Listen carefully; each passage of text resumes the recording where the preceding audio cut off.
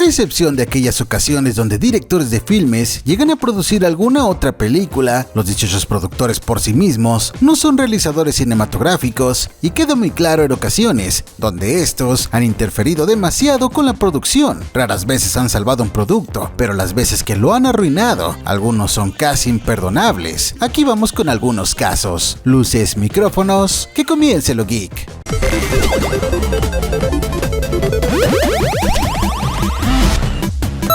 Antes de comenzar, quiero aclarar que la numeración no tiene ninguna importancia. Número 6. Los magníficos Ambersons. Ciudadano Kane de Orson Welles es uno de los más grandiosos filmes de la historia. Para las audiencias modernas era un filme aburrido, pero para aquellos que les gusta analizar y desmenuzar todo, es una gran historia acerca de la búsqueda de un hombre por aquello que lo hizo tan feliz como en su infancia, visto a través del testimonio de personas que lo conocieron, dando muchas perspectivas de Charles Foster Kane, así como de dicha gente que cuenta de ello.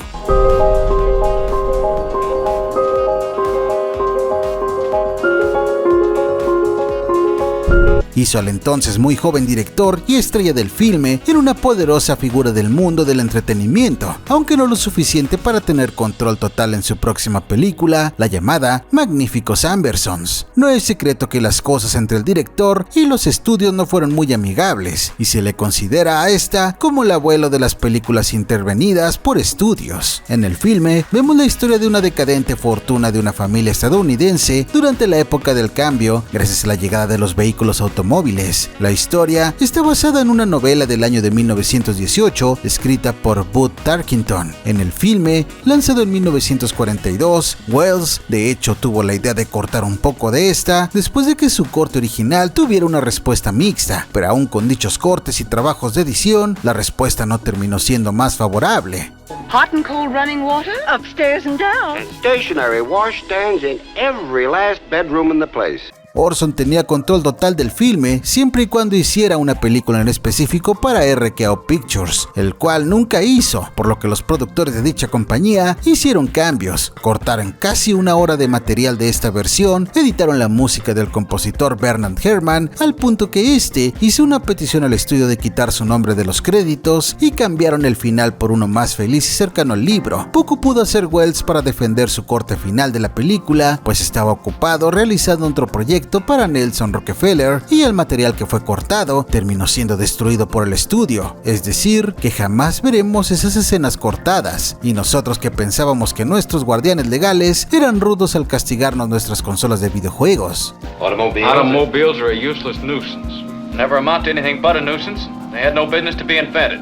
A pesar de la mutilación de este producto al día de hoy, se le considera a la par como Ciudadano Kane en cuanto a obras maestras del mundo del cine, y muchos todavía están a la búsqueda de un corte más completo, siguiendo pistas como una posible copia del filme mandado a Brasil en lo que Welles estaba ocupado con Rockefeller. Y si bien la película salió bien a final de cuentas, deja al aire la pregunta de qué tan mejor hubiera sido ese corte más largo que Welles había intencionado, un gran genio constantemente rebajado por sus empleadores. With all their speed forward, they may be a step backward in civilization.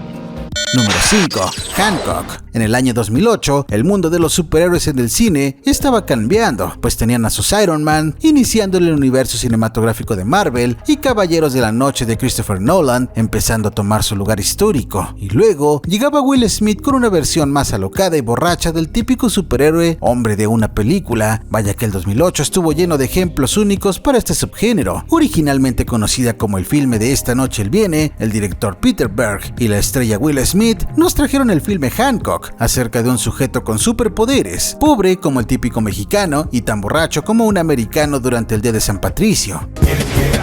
You save people's lives every single day. People should love you. I look like I care what people think. Hancock tiene una mala reputación por causar destrozos durante sus supuestos actos heroicos, y al salvar la vida de esta persona de relaciones públicas, este le ayudará a Hancock a convertirse en un auténtico superhéroe. El filme tiene potencial, pero nunca llega a usarlo completamente, y a pesar del exitazo en taquilla que fue, muchos todavía la recuerdan como esa película que pudo ser más, y quizás parte de ello se puede explicar por los cambios que sucedieron por petición de los productores, los cuales les fue entregado un producto serio y más más realista, cuando ellos decidieron por algo más de comedia y light. El guión del filme, cuando aún se llamaba Esta noche él viene, está disponible en línea y se puede ver lo diferente que era el producto y los muchos cambios que se hicieron solo para ajustar el tono. Hancock is down. He looks hurt. Aunque el filme ya tiene momentos serios cuando la historia lo necesita, especialmente durante el último tercio, hay momentos también más crudos que no están en el filme. Vaya, incluso algunos están en escenas eliminadas, como Hancock acostándose con una mujer y siendo testigos de su poderosa eyaculación que va hasta el espacio, y pensamos que Zack Snyder era demasiado experimental con películas de superhéroes. El filme tiene este sentimiento de que cosas fueron quitadas o reemplazadas, incluso viendo el tráiler, donde los tonos de comedia ya están añadidos. Todavía hay escenas y momentos que no aparecen en el producto final. Este tipo de inconsistencias quizá no estarían presentes si el producto se hubiera dejado tal y como estaba. Quién sabe cómo las ideas del guión hubieran funcionado en pantalla.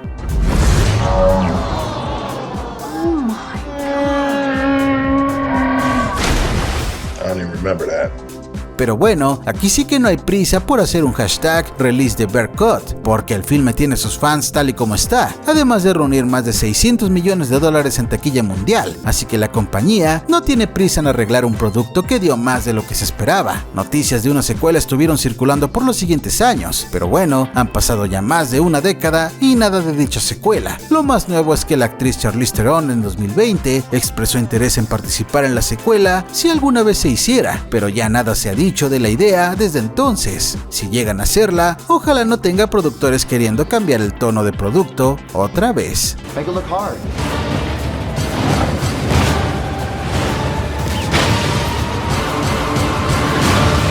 Número 4. Vivir de noche. Ben Affleck pasó de ser un actor que nadie sabía por qué era tan popular a un actor apreciado por el público, así como un gran director y escritor, al menos en la mayoría de las veces, aunque su trabajo como director comenzó con un cortometraje que incluso el mismo Affleck desacredita. Fue desde el filme de Desapareció una noche cuando Affleck se volvió un nombre del cual tomar serio cuando se trataba de la silla de director, y siguió con esta buena racha directoral con los filmes Atracción Peligrosa y Argo en los años 2010 y 2012, y cabe mencionar que también fue coescritor de filmes bien recibidos como Mente Indomable y El Último Duelo, junto con su amigo y también famoso actor Matt Damon. Pero incluso alguien como Affleck no ha escapado de una o dos interferencias de los estudios.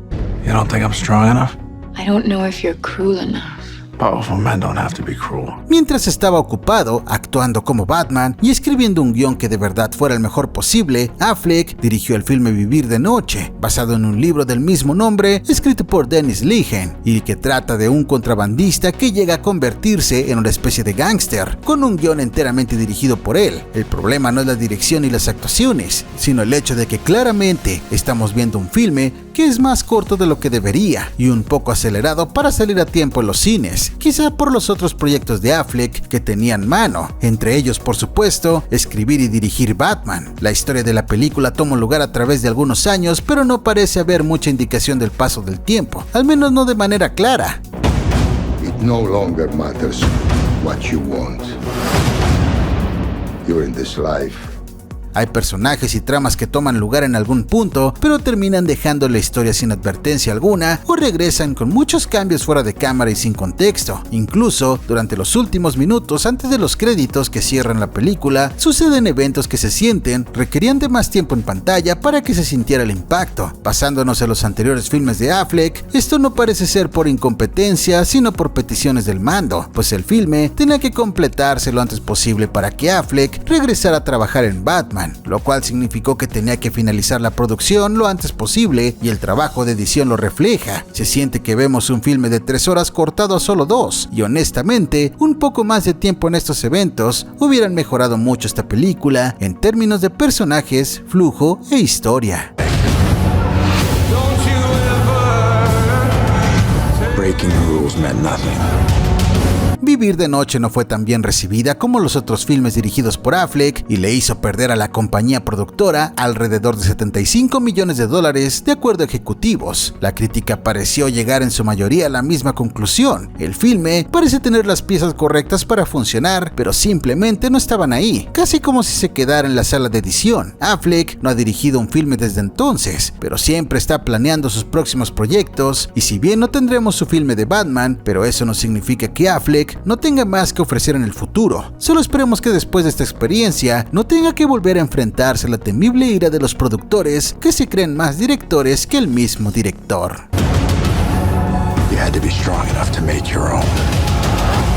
Did you find out if you are as cruel as you need to be? Número 3. La Liga de la Justicia. Ya todos sabemos que eventualmente el filme de la Liga de la Justicia fue restaurado y reivindicado de manera crítica con el corte de Zack Snyder. Así que vamos a enfocarnos más en la tragedia de un producto, un director con demasiada visión, otro con poco tiempo y unos productores que no saben cuándo dejar algo en paz. Todo empezó en el universo cinematográfico de Marvel siendo un exitazo. Esto haría que Warner Bros. En el 2013 empezara su propio universo extendido con el filme El Hombre de Acero, el cual recibió críticas mixtas, pero mucho dinero en taquilla, asegurando el futuro inmediato de este universo, y ese fue el problema. ¿Tú qué opinas?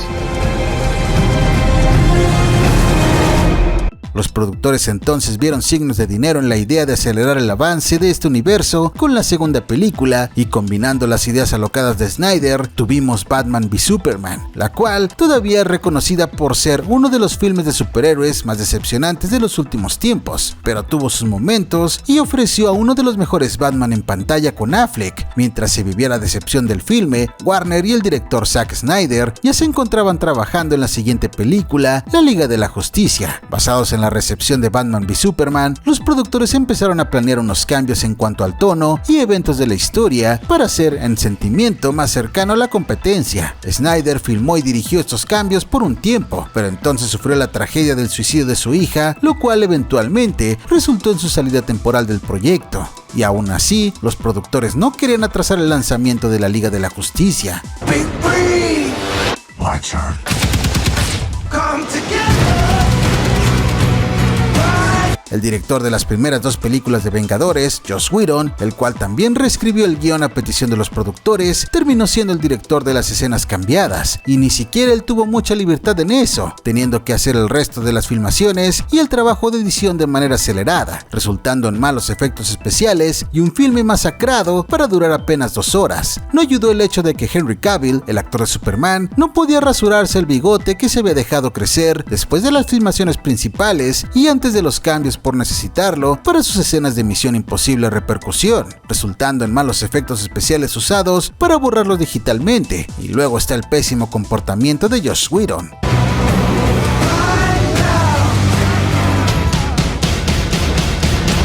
Whedon amenazó a Gal Gadot, la actriz de Mujer Maravilla, de terminar con su carrera. Fue muy mezquino con casi todo el equipo, y el que se llevó el peor trato por ninguna razón fue el actor Ray Fisher, que interpretó a Cyborg, y resultando en la mayoría de sus escenas importantes cortadas del filme, y la actuación de Fisher siendo de baja calidad por la pésima dirección de Whedon, extraño tomando en cuenta la buena dirección de las películas de los Vengadores y otros proyectos pasados de él. El filme recibió críticas irónicamente más altas que Batman v Superman, pero igual nada positivo a fin de cuentas, y solo fueron sus ganancias las más bajas entonces, sino que debido al alto presupuesto y al costo extra de los cambios, terminó siendo una pérdida de dinero para Warner. Incluso con el corte de Zack Snyder, ya disponible desde hace un año, esto sigue siendo un desastre interesante, donde cualquier decisión de los productores terminó siendo la incorrecta.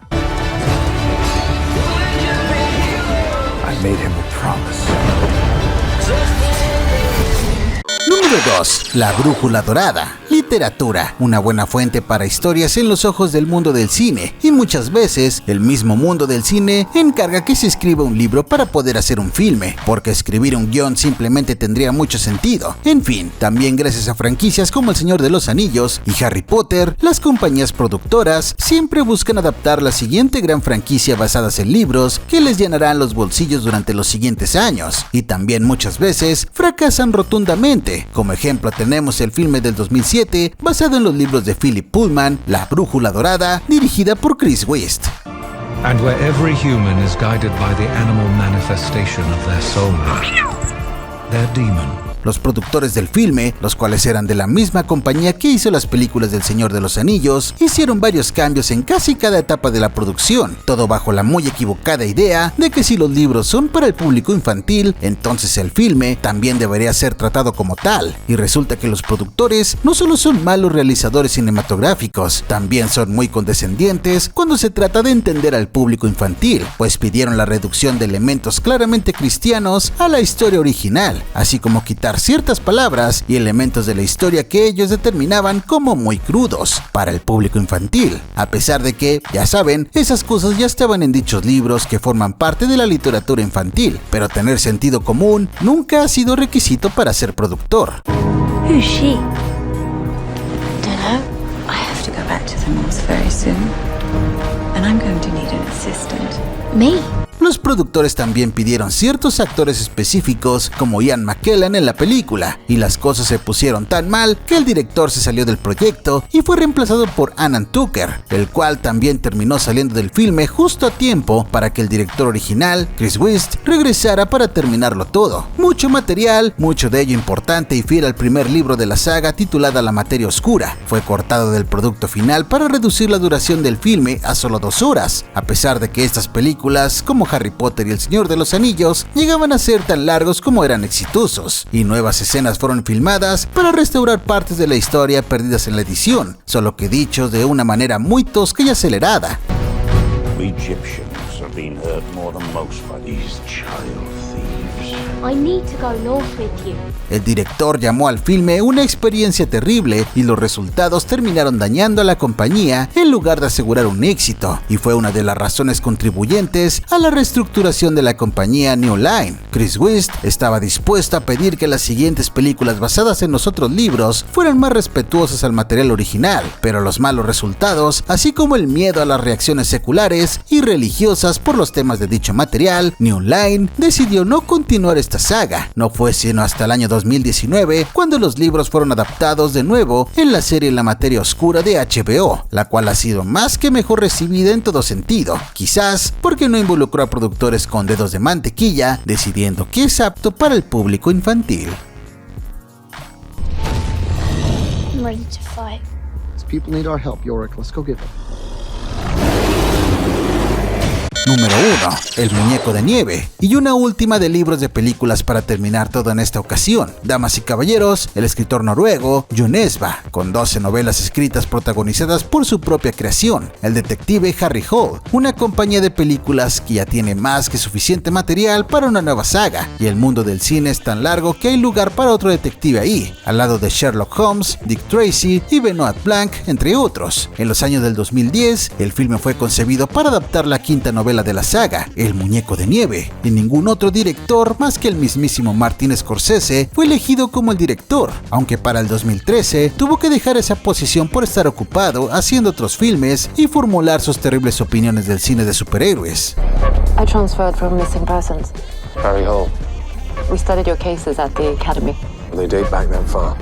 Scorsese se quedó con el filme como productor ejecutivo, y Thomas Alfredson, que había dirigido las bien recibidas películas de Déjame Entrar en su versión original y El espía que sabía demasiado, fue el director que se quedó con el trabajo. Michael Fassbender y Rebecca Ferguson fueron contratados en roles principales, pero las filmaciones no empezaron sino hasta un aviso de último minuto. El mismo director dio declaraciones en entrevistas acerca de los problemas de producción después de la mala recepción de la película. Dio crónica de cómo los estudios esencialmente le dijeron que ya tenía el dinero listo y que iban a grabar en Londres, dejándole poco tiempo para preparar el proyecto. Building snowmen, cutting things up into little pieces, that's what a child does to establish order. El periodo de filmación también fue muy corto, al punto que alrededor de 10 a 15% del guión no se filmó en absoluto, y esto fue una pesadilla cuando regresaron al estudio y a editar el filme. Se dieron cuenta que faltaban muchas escenas para conectar eventos de la historia. Incluso el mismo Scorsese llamó a su propia editora Thelma Shoemaker para tratar de salvar el proyecto lo más posible. y eso que hubo regrabaciones unos meses después, y aún así faltaban escenas esenciales, y peor aún, el actor Val Kilmer, que tiene un papel importante en el filme, tuvo su diálogo doblado por otro actor, debido a que no podía hablar bien, resultado de su pelea larga contra el cáncer de garganta, y parece que el doblaje fue tan acelerado como todo lo demás, pues claramente la voz no queda con la actuación de Kilmer y muchas veces está fuera de sincronización. Incluso la campaña de promoción fue una historia por sí misma, pues se decidió que este póster sería una buena promoción para el filme, una nota con un dibujito crudo de un muñeco de nieve que nadie puede tomar en serio jamás. El internet no se hizo esperar e hizo una especie de meme de este póster, y vaya que fue una buena fuente de entretenimiento, más que la película. Fue un desastre en taquilla y en crítica, con una historia incomprensible y actores talentosos que claramente no tienen idea de lo que están diciendo o haciendo. Lo que sucedió aquí fue unos productores que pueden, en lugar de meter mano en todo lo que hacen, terminaron yéndose al otro extremo y no supervisaron nada más que lo más esencial posible. Nunca pensamos que había manera de no hacer nada excepto aquello que hizo todo el producto de mala calidad. Eso sí que es otro nivel de incompetencia. Ya uno nunca sabe con productores, y ese es el problema. Gave you all the clues and everything.